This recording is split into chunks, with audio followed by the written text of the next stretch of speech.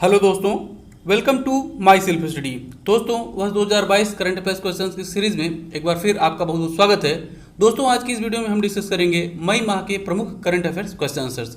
हमेशा की तरह दोस्तों, मैं यहाँ पे आपको प्रश्नों का उत्तर तो बताऊंगा ही, साथ ही टॉपिक से रिलेटेड इंपॉर्टेंट फैक्ट्स बताऊंगा और उन्हीं फैक्ट्स से रिलेटेड वीडियो के अंदर आपसे एक प्रश्न ही पूछूंगा जिसका उत्तर आपको देना होता है।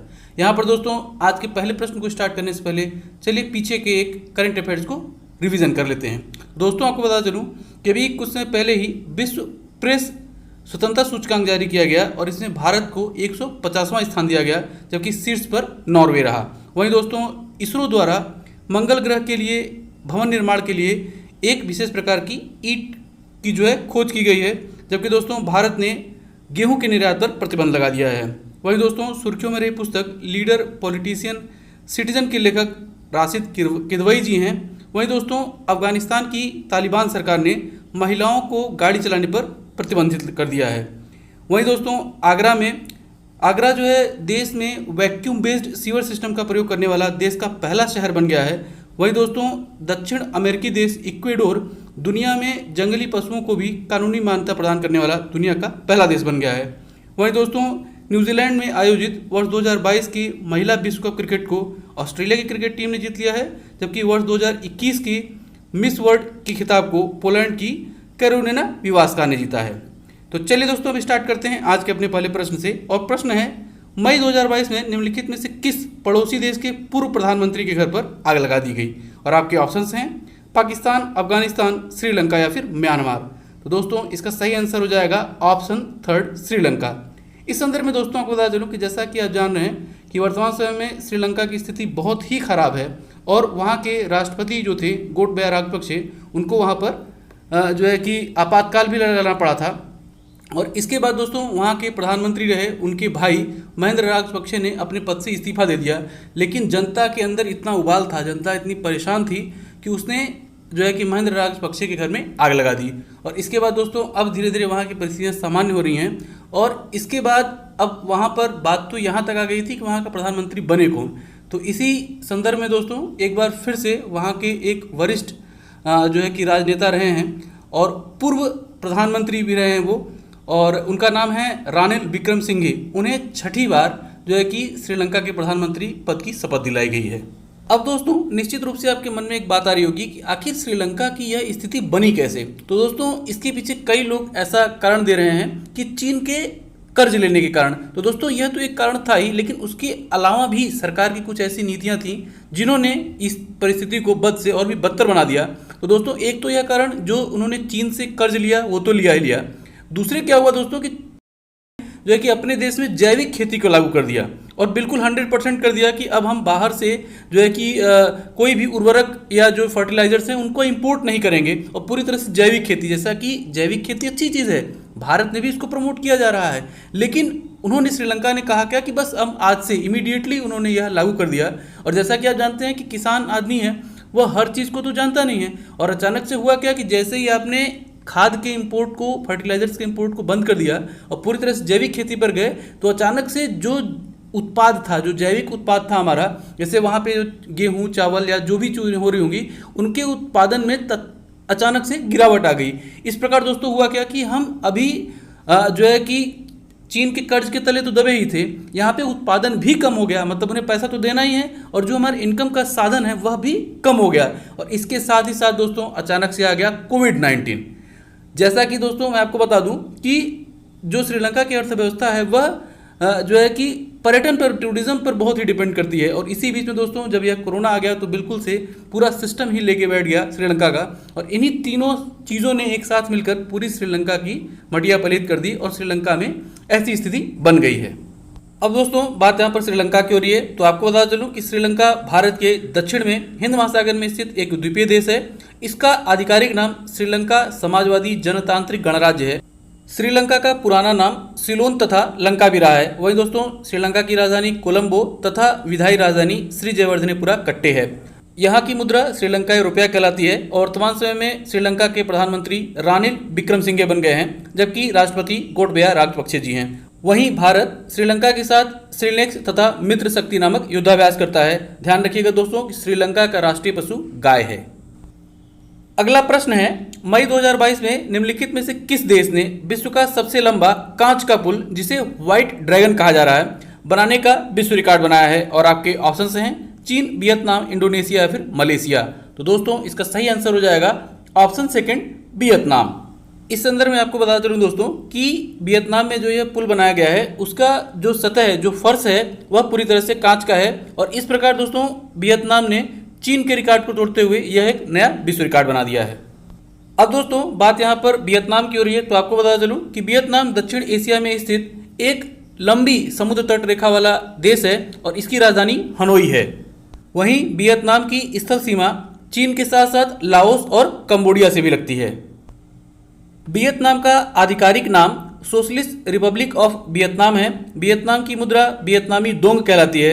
एक चीज़ और भी याद रखिएगा दोस्तों कि वियतनाम की जो जनसंख्या है वह लगभग 9 करोड़ है और इसकी 9 करोड़ से जनसंख्या में भी दोस्तों 85% लोग बौद्ध धर्म का पालन करते हैं। यानी कि दोस्तों एक चीज़ याद रखिएगा कि चीन और जापान के बाद वियतनाम ही दुनिया का तीसरा सबसे बड़ा बौद्ध धर्म को पालन करने वाला देश है। अगला प्रश्न है, मई 2022 के प्रारंभ में प्रधानमंत्री मोदी जी निम्नलिखित में से किस या फिर किन यूरोपीय देशों की यात्रा पर गए? और आपके ऑप्शन हैं जर्मनी, डेनमार्क, फ्रांस या फिर उपरोक्त तीनों। तो दोस्तों इसका सही आंसर हो जाएगा ऑप्शन फोर्थ, उपरोक्त सभी, यानी कि जर्मनी, डेनमार्क और फ्रांस तीनों की ही यात्रा पर प्रधानमंत्री मोदी जी गए हैं। इस संदर्भ में दोस्तों आपको बता चलूं कि इस वर्ष में यानी कि वर्ष 2022 में पहली बार प्रधानमंत्री मोदी जी विदेश यात्रा पर गए हैं। अब दोस्तों बात यहाँ पर फ्रांस, डेनमार्क और जर्मनी की हो रही है, तो इसकी एग्जैक्ट लोकेशन जानने के लिए मैं आपको ले चलता हूँ वर्ल्ड मैप की तरफ। यूरोप की लोकेशन जानने के लिए हमें जाना होगा अपने प्यारे भारत से थोड़ा उत्तर पश्चिम दिशा की ओर। तो चलिए दोस्तों बढ़ते हैं।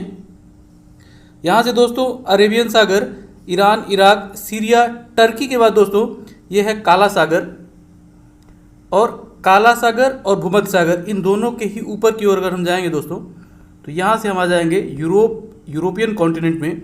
और यही दोस्तों यही है दोस्तों, ये है जर्मनी, ये है फ्रांस, ये रहा डेनमार्क। और दोस्तों इन्हीं तीनों देशों की यात्रा के लिए भारत के प्रधानमंत्री जी गए हुए हैं, फ्रांस, जर्मनी और डेनमार्क।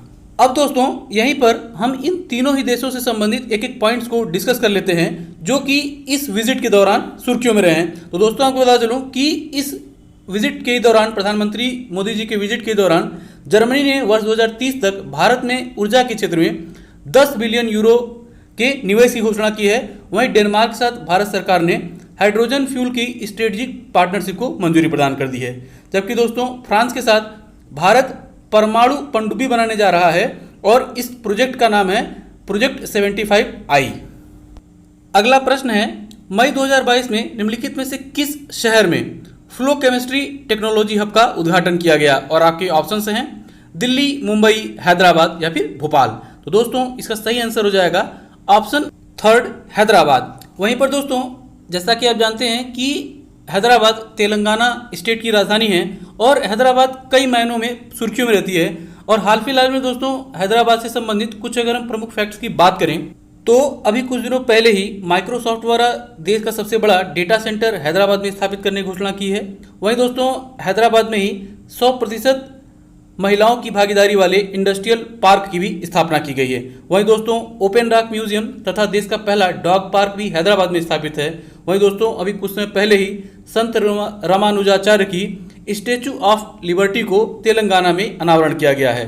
साथ ही दोस्तों आपको बता चलूं कि तेलंगाना में ही medicine from the sky project की जो है कि उद्घाटन किया गया है और इस प्रोजेक्ट के अंतर्गत द्रोणदाला दवाइयों की डिलीवरी की गई है। वहीं दोस्तों आपको बता चलूं कि ई वोटिंग के तहत पायलट प्रोजेक्ट का भी सफल परीक्षण हैदराबाद में ही किया गया है। अगला प्रश्न है, मई 2022 में निम्नलिखित में से किस शहर में देश के पहले क्रिप्टो थीम बेस्ड कैफे का उद्घाटन किया गया? और आपके ऑप्शन हैं मुंबई, भोपाल, हैदराबाद या फिर सूरत। तो दोस्तों इसका सही आंसर हो जाएगा ऑप्शन सेकंड, मध्य प्रदेश की राजधानी भोपाल। इस संदर्भ में दोस्तों आपको बता दूं कि क्रिप्टो करेंसी को मान्यता प्रदान करने वाला दुनिया का पहला देश अल सल्वाडोर है। अगला प्रश्न है, 15 मई 2022 को निम्नलिखित में से किस आईएएस अधिकारी ने भारत के 25वें मुख्य चुनाव आयुक्त के रूप में पदभार ग्रहण किया? और आपके ऑप्शन हैं सुशील चंद्र, राजीव कुमार, अनूप कुमार पांडे या फिर सुनील अरोड़ा। तो दोस्तों इसका सही आंसर हो जाएगा ऑप्शन सेकंड राजीव कुमार। इस संदर्भ में दोस्तों आपको बता चलूं, जो ऑप्शन फर्स्ट दिया हुआ है सुशील चंद्र, वह देश के 24वें मुख्य चुनाव आयुक्त थे और इन्होंने जो है कि 14 मई को ये रिटायर हो गए और उनके रिटायरमेंट के बाद चुनाव आयुक्त के पद पे आसीन रहे जो है कि राजीव कुमार जी जो है कि अब देश के 25वें मुख्य चुनाव आयुक्त के रूप में अपना पदभार ग्रहण कर लिया है। अब दोस्तों बात यहाँ पर निर्वाचन आयोग या चुनाव आयोग की हो रही है, तो आपको बता चलूं कि निर्वाचन आयोग जो है यह एक संवैधानिक निकाय है और इसकी स्थापना 25 जनवरी वर्ष 1950 को की गई थी और इसी के उपलक्ष्य में दोस्तों प्रत्येक वर्ष 25 जनवरी को राष्ट्रीय मतदाता दिवस के रूप में मनाया जाता है। यहाँ पर दोस्तों आपको बता चलूं कि निर्वाचन आयोग का प्रमुख कार्य देश भर में लोकसभा, राज्यसभा, राष्ट्रपति, उपराष्ट्रपति तथा विधानसभाओं के चुनाव को कराना है। यहीं पर दोस्तों आपको बता चलूं कि अपनी स्थापना से वर्ष 1989 ईस्वी तक निर्वाचन आयोग एक सदस्यीय निकाय था, लेकिन दोस्तों इसके बाद जनसंख्या बढ़ी और चुनाव आयोग यानी कि निर्वाचन आयोग पर काम का बर्डन भी बढ़ा। तो इसी को ध्यान में रखते हुए दोस्तों इसके बाद ही इस एक सदस्यीय निकाय को 3 सदस्यीय निकाय में परिवर्तित किया गया और एक मुख्य चुनाव आयुक्त और उनके सहयोग के लिए 2 चुनाव आयुक्त की नियुक्ति की गई। यहीं पर दोस्तों आपको बता दूं कि स्वतंत्र भारत के पहले चुनाव आयुक्त सुकुमार सेन जी थे, जबकि अभी तक की एकमात्र महिला चुनाव आयुक्त रमा देवी जी थीं जिन्होंने कार्यवाहक के रूप में कार्य किया है। अगला प्रश्न है, मई 2022 में निम्नलिखित में से किस राज्य सरकार द्वारा देश के पहले ग्रीनफील्ड एथेनॉल संयंत्र को बनाने की घोषणा की गई? और आपके ऑप्शंस हैं राजस्थान, बिहार, केरल या फिर असम। तो दोस्तों इसका सही आंसर हो जाएगा ऑप्शन सेकंड बिहार। इस संदर्भ में आपको बता दूं दोस्तों कि इस संयंत्र को केंद्र तथा राज्य दोनों सरकारों के ही सहयोग से बनाया गया है और इसे बिहार के पूर्णिया जिले में 105 करोड़ रुपयों की लागत से स्थापित किया गया है। वहीं दोस्तों आपको बता चलूं कि यह जो संयंत्र है वह अनाज पर आधारित है और इसकी प्रतिदिन की जो क्षमता है वह 65,000 लीटर एथेनॉल उत्पन्न करने की है। अब दोस्तों यहाँ पर बात अनाज की हो रही है, तो अनाज का क्या मतलब है? जो वेस्टेज अनाज होता है, जो खराब अनाज है जैसे गन्ना, मक्का, धान आदि, ये हैं, इनका प्रयोग करके इस एथेनॉल का प्रयोग किया जाएगा। वहीं पर दोस्तों आपको बता चलूं कि इस संयंत्र से बाय प्रोडक्ट के रूप में पशुओं के लिए चारा भी उत्पन्न होगा।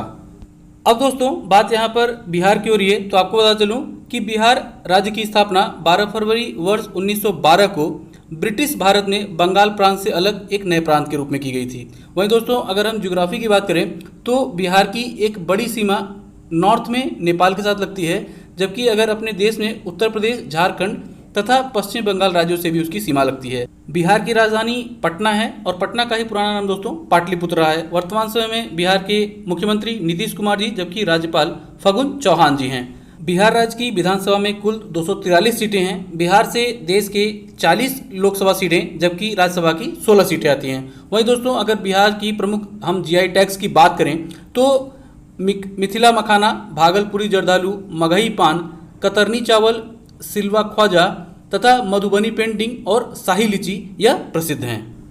अगला प्रश्न है, राष्ट्रीय प्रौद्योगिकी दिवस कब मनाया जाता है? और आपके ऑप्शंस हैं 1 मई, 8 मई, 11 मई या फिर 12 मई। तो दोस्तों इसका सही आंसर हो जाएगा ऑप्शन थर्ड 11 मई। इस संदर्भ में दोस्तों आपको बता चलूं कि 11 मई वर्ष 1998 को ही भारत दूसरी बार जो है कि परमाणु परीक्षण किया था पोखरण में, राजस्थान के पोखरण में, और इसी को याद रखते हुए दोस्तों हम प्रत्येक वर्ष जो है कि 11 मई को राष्ट्रीय प्रौद्योगिकी दिवस के रूप में मनाते हैं। यहीं पर दोस्तों अगर मई माह में मनाए जाने वाले कुछ अन्य प्रमुख दिवसों की हम बात करें तो 1 मई को विश्व मजदूर दिवस, जबकि 8 मई को विश्व रेड क्रॉस दिवस मनाया जाता है। वहीं दोस्तों 12 मई को विश्व नर्स दिवस के रूप में मनाया जाता है, जबकि 30 मई को धूम्रपान एवं तंबाकू निषेध दिवस के रूप में मनाया जाता है।